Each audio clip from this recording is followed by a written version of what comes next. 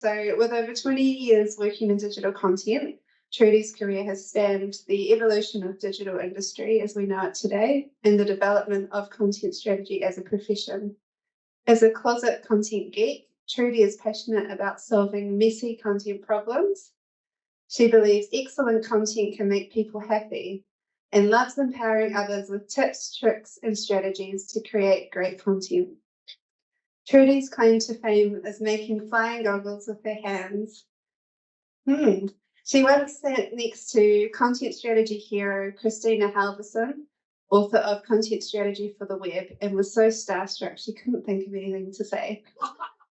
And then, personally know Trudy, worked with her at Spark, and she taught me it pretty much, even though I've been working in digital for years, I feel like it was a bit of an epiphany about content strategy working with Trudy. And a lot of everything she taught is now in our content chapter at Spark. So a lot of influence and a lot of expertise. With that, I'll bring Trudy up. Thank you.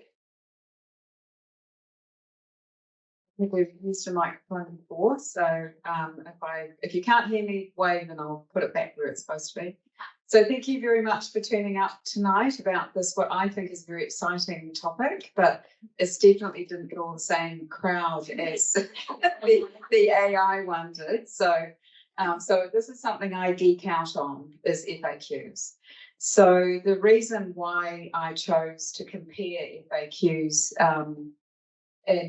between a treasure trove and a junk drawer is that in my experience with content, FAQs is the content type that ends up the most problematic, the most ignored, and all the fates that content can suffer, FAQs seem to suffer from the most. So we always want them to be a treasure trove. That's our intention of helpful information, but they slide into chaos pretty easily.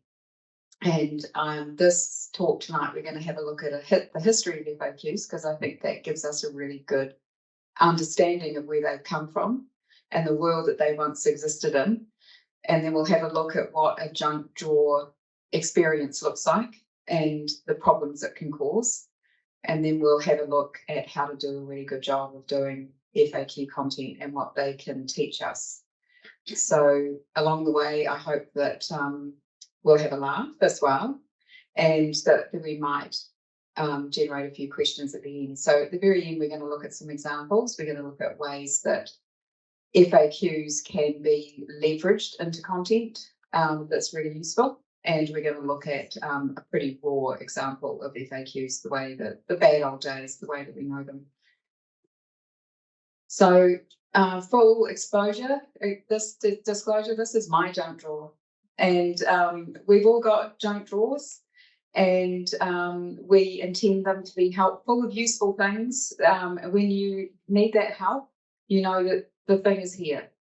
This isn't in a bad shape at the moment. I pretty much know that I could get the thing that I wanted. I had no idea what that doctor thing was down the bottom. I think I got that when I went to Nepal many, many years ago.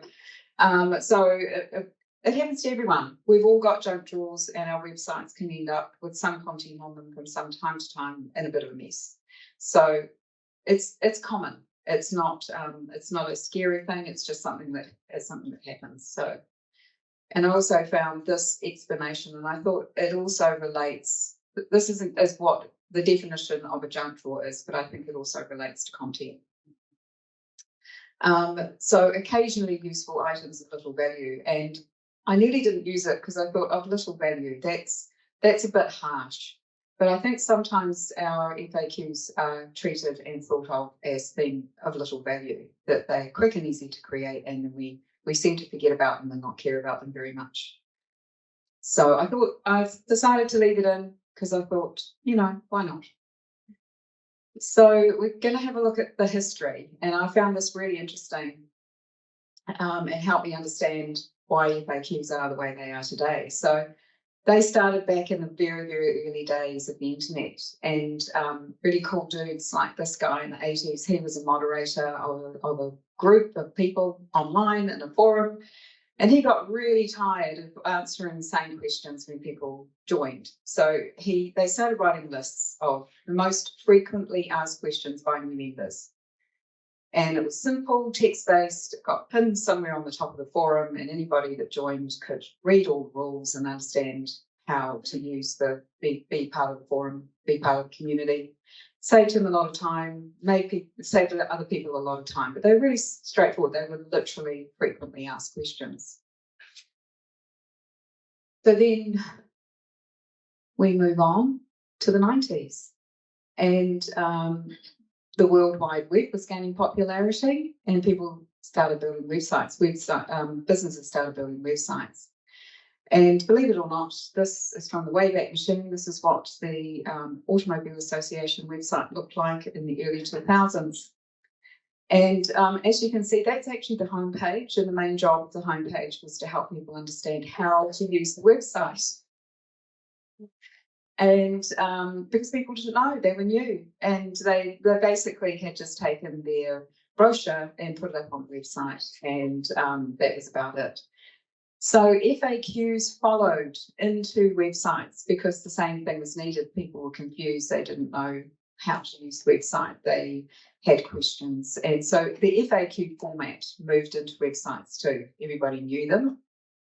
Probably most of the moderators and anybody who was in a forum was also a website person. They understood them. They were easy to produce. They were still text-based. They were still frequently asked questions. And they fitted very nicely into these very simple websites. So this is a very simple world that we were living in the digital space. And so then we move further into the 2000s, and FAQs they became the cornerstone of digital help. And call centres was still the main way that people got help. So FAQs morphed into help sections, and they were still frequently asked questions. They were still text-based. And tools like Right Now, I'm not sure if anyone else in the room remembers Right Now. That was a very powerful tool that people used for marketing, and call centres used Right Now to gather the frequently asked questions that were coming through on the phone and decide whether they should turn it into a piece of information in the tool, and whether that information should be public-facing or for the call centre only. And the help section was usually an iframe of Right Now, or a tool like Right Now, where you went into another place, and that's how you got your help, and you could get things, you could pin things and do all sorts of things. It was supposed to be this interactive space. So that's how it morphed into there. So they were still in pretty much the same format they'd been in for, nearly 20 years at that point. And now today, FAQs exist in a very complicated digital world with multiple ways of getting digital help. They still haven't changed that much. They are still usually in a question and answer format. They are in plain text, and they're usually hovering around in a help and support section on a website, usually a page per FAQ.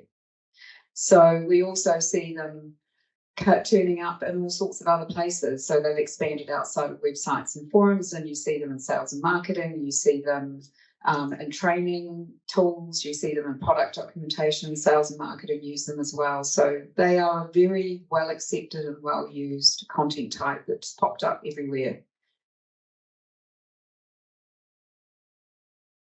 So as we move forward, I think it is worthwhile looking back and seeing where they originated from, and figure out how they fit into today's digital world, because they still have a place, but we need to figure out where. They've exploded. They're like mushrooms. They're everywhere.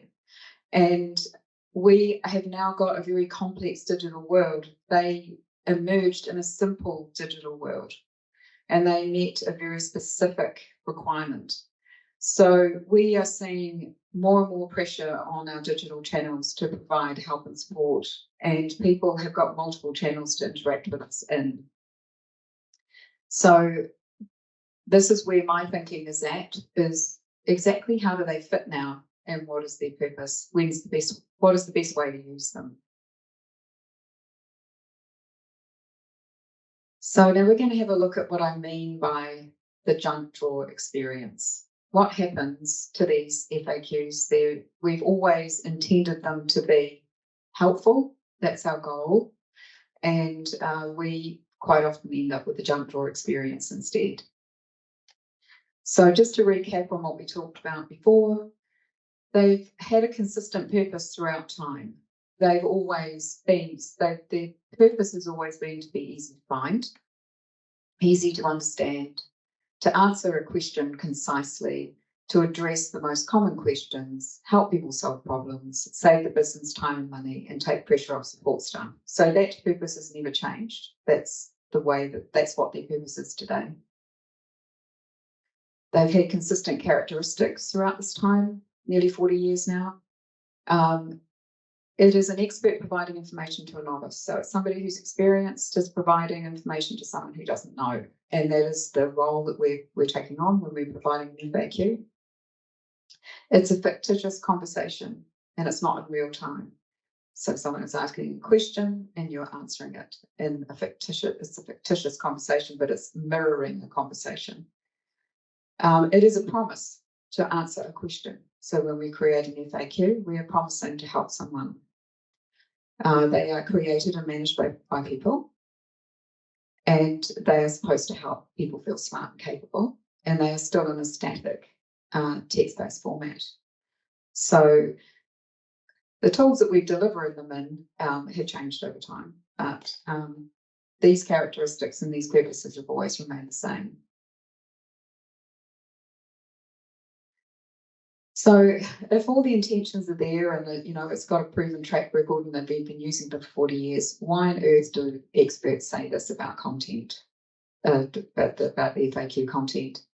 My favourite one is FAQs are a way to show you've thought about what your users should know, but you haven't thought about your users. So I think part of the problem is because they were created before UX. They were created before we thought about your user experiences, and they fitted into their old world where people just read text and they were fine with that. So how did we get, what does this actually mean? Like, why do people say these things about FAQs?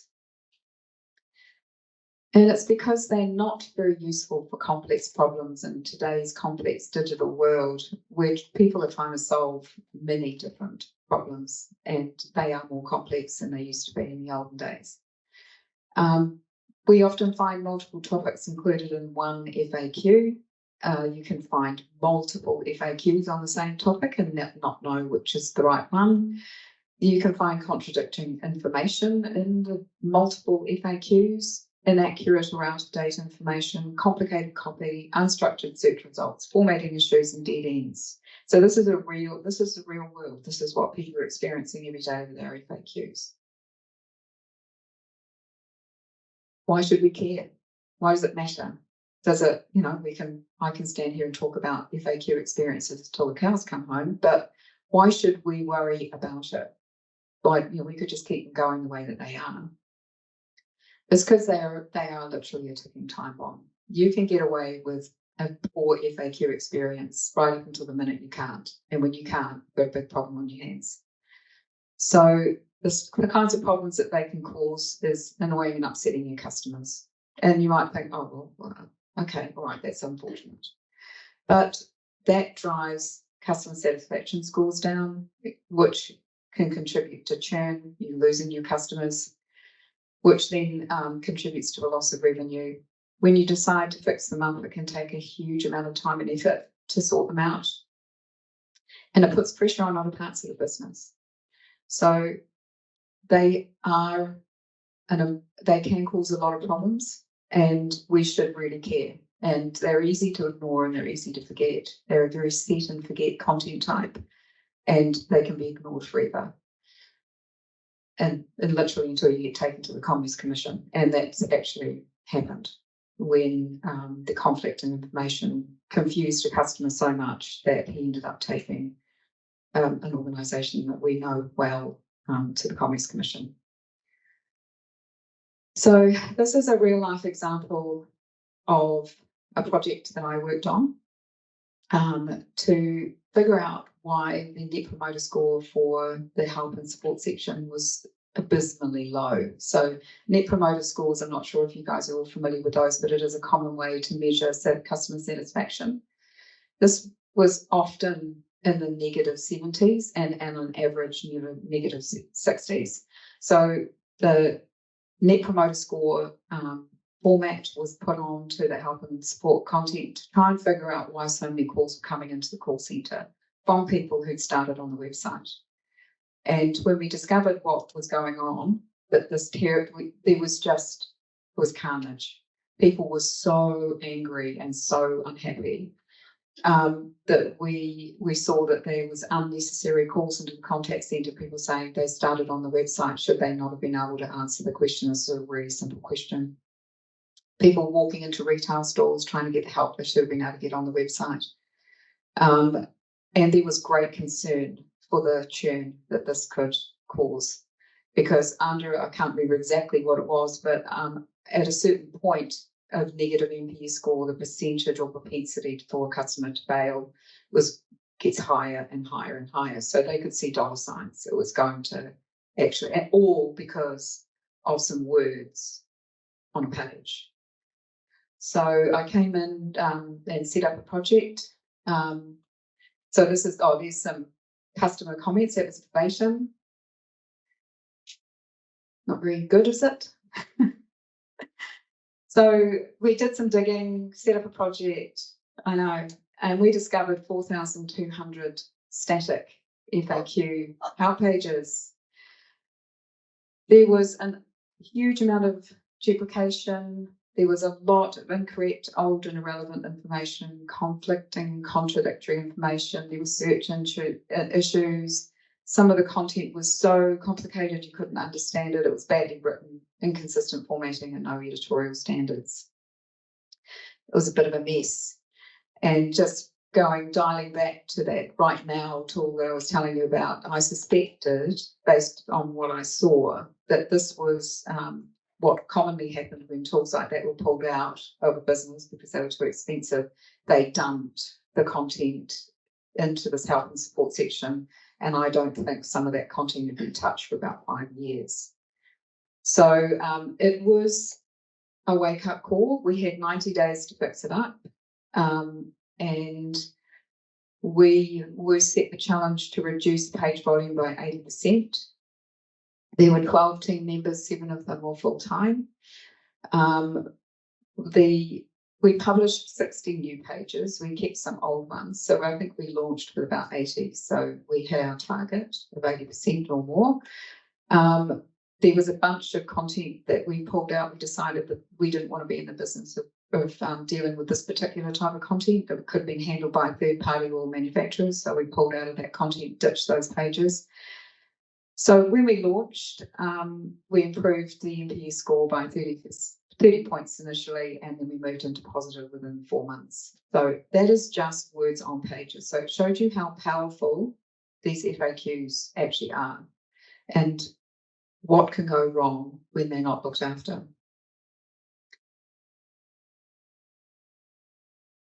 So how did we get there? Like how did we end up in that place where people were so unhappy and the business had to spend that much? There was a lot of time and effort for the business to invest, 90 days, 12 staff to invest to clean that up. Now that's a huge cost to the business. They were all internal staff, but we seconded people from all over the business. So how does this happen? So from my experience, I see problems coming from right across the business. And if we start with business strategy, if we think about the strategies that have been set for the business, I'm seeing no governance, that it's not included in any governance plans. A lot of content isn't anyway, but FAQs tends to be left out completely. I saw no clear ownership or accountability, and by that I mean no one really owned this content. It was floating around and sort of sat with the digital team, but no sales or marketing managers or no product owners were actually responsible for this content. They had no KPIs set for them. for this content. They did for their sales and marketing content, but nobody really seemed to know who should own it. It wasn't owned by customer care either. So if you needed to check that something was correct, quite often you couldn't find a subject matter expert.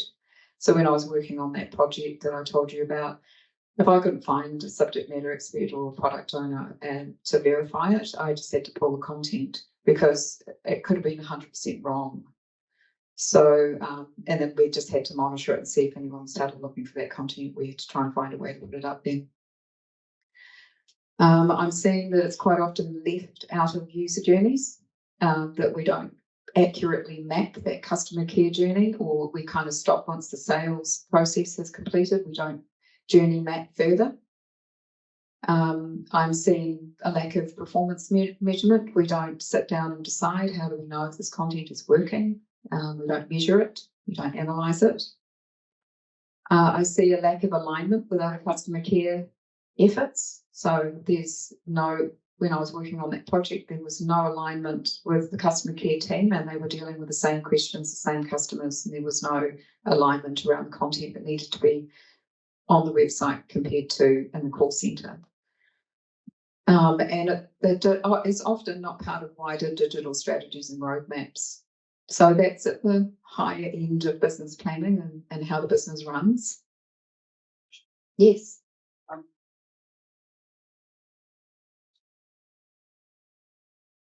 I'm not seeing it being mapped in the experiences I've had where you actually sit down and map the customer care journey and how FAQs fit into that journey. I don't see that getting done. I'm not sure if anyone else does here.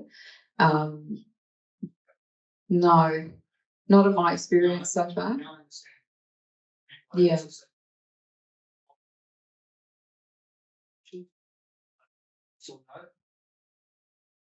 How does it work? Mm. Like, oh, don't you know?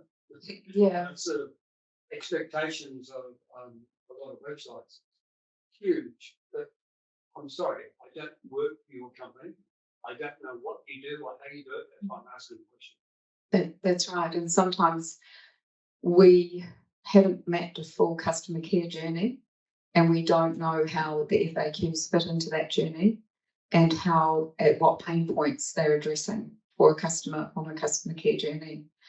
End to end just usually stops at the sale.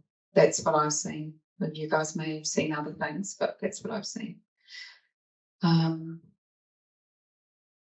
So content operations, I see a bunch of things not happening in content operations when it comes to FAQs. I see the FAQ habit, which is we always release 60 FAQs with a product launch. That's how we do it. So in that circumstance, that is no longer an FAQ, it's an anticipated question. We are anticipating that someone's going to ask that question. A lack of data and analysis, so we can know whether these things are performing. No review and maintenance processes. We just, at the bottom there, set and forget. We release them, we put them up there, and we leave them behind. And we just leave them there. You know, they're going to do their job, aren't they? No continuous improvement processes. The digital content that goes on the website operates in a silo, and there is no reuse and no sharing across the business, so it's no collaboration. So on an operations side, we've got a few things falling down. So there may not be all of these things happening. You know, it might only be one or two of these things that aren't getting done in a business, but or all of them might be happening. So when you get into the content strategy side of things, I'm seeing the lack of editorial standards, that there's no real clear assessment strategy for what FAQs should be put up. So you've got nothing to, you know, if someone comes to you and says, I've got these 40 FAQs, can you put them up, please? You've got no assessment criteria to decide whether they are good or should be put up in that format or changed into another format. Unskilled writers or subject matter experts are writing them. That we don't really include them in content strategy or content design principles as content type with a purpose and role. That we don't necessarily have best practice standards around them, and that we have no defined objectives and usability standards for them. So how do we do the opposite?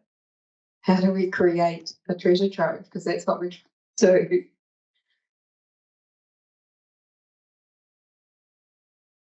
Yeah. There we go.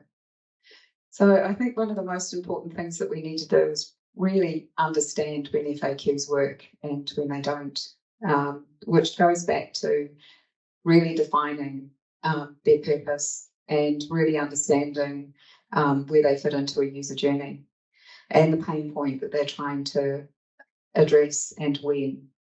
So they work best when they focus on a specific task, event, or topic. We think back to when they were invented. That's the best way to use them, really. That they support a recurring process. They give quick answers to simple questions. So they are very simple content type and they work well for a very simple scenario. They can help people into a next best activity.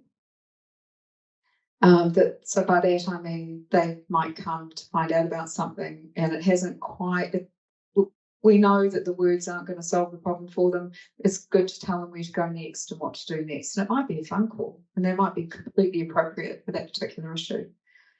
They need to be written in plain English. They need to show that you actually care and that to listen to them, you really understand their problem. They need to be short and simple, and we need to understand their limitations. There is a limit to what words can actually do in a help and support situation, and I have seen FAQs trying to do too much, trying to solve complicated problems when they can't. We need to know when it has cut to the end of what it is able to achieve and when we need to move someone to another support channel.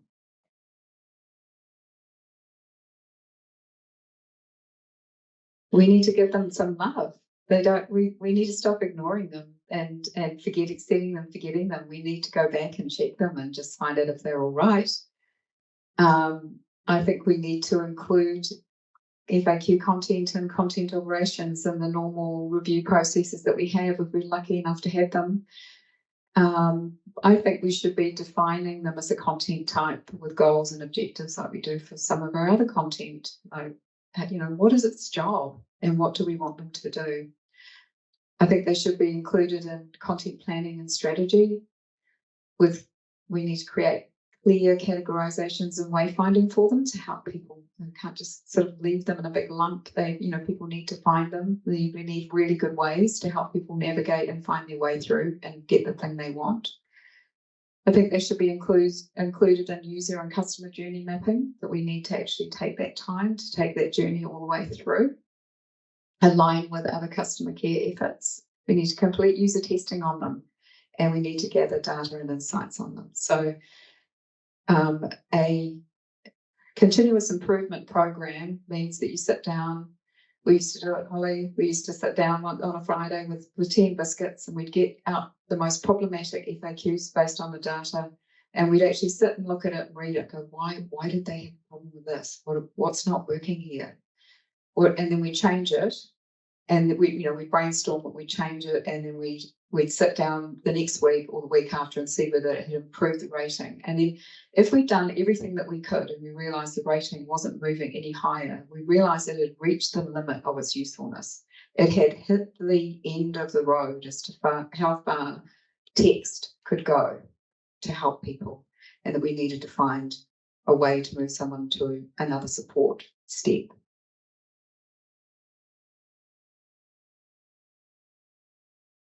So I think we should also define the purpose of FAQs.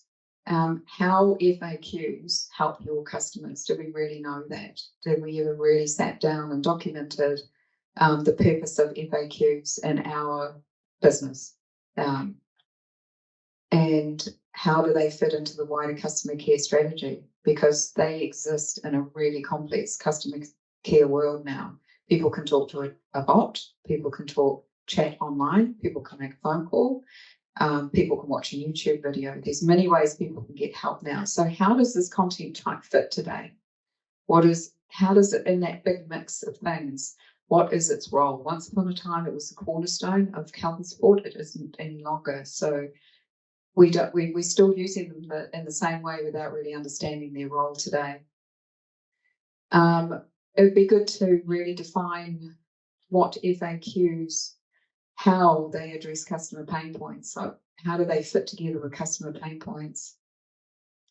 And then you can work out what FAQs are needed, when they're needed, where they're needed, and how to measure that, whether they're effective or not. This is what we do all the time with lots of other content, and what we do with other user, when we do user journeys and when we do design, and also we define purposes for things and we figure out how to measure them.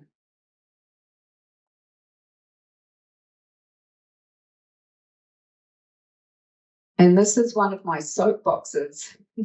So hold on, everybody. So when I was working through that project and other projects I've worked on, FAQs are red flags for broken customer experiences elsewhere. So when we looked at recurring patterns and themes in the feedback, we found that there were some big holes, some big problems existing elsewhere in other digital channels. But because this was the only place that these customers it failed in another channel. They came to the help and support section to get help. They couldn't get help. This is where they could leave their feedback. So we found that there were some problems with the logged in customer area. There must have been, because people couldn't get in. But of course, they didn't know that, because everybody that got in left a good score because they made it in, right? So we were able to package up this feedback and say, do a bit of analysis and go to the team that looked after the logged in area and say, I think you've got a problem. I think there's a technical issue here because we're getting this feedback. This is the only place they can leave it, but that negative feedback belongs with you guys, and there's a problem that you need to fix. So it's more than just making better FAQs, that there could be missing information in another channel or in your own website. You need to go back, and you'd be better off not creating another 5 FAQs, going and finding your source and fixing the source. So they can teach us a lot about what's going on in our other channels. So you can find content gaps. You can identify improvements for other channels and uncover broken customer experiences, fix broken functionality. And along the bottom there, be honester. FAQs covering up a bigger problem. You can just vary, more and more FAQs, but do you need to fix something somewhere else in another channel? And in the case of this large project, this was the first time people were able to leave feedback, and they were leaving it about stuff that had happened all over the place. So here's my soapbox. When customers ask the same questions frequently, something somewhere needs to be fixed. Creating more FAQ content is not going to help. So I've been banging on about this for years to anyone who will listen. And my other thing I've been banging on about for years is, if we focused on creating and maintaining systems, content, services, and products that work so well that customers don't need FAQs. I think the best FAQs are no FAQs. That's what our goal should be for help and support, is that customers should not have to spend their valuable time solving a problem we created for them. And not only that, but we want them to wade through screeds and screeds and screeds of copy. No wonder they get fed up with us. So that is the end of my little talk. We're going to have a look at an FAQ example now. You're gonna do that for us? Yeah.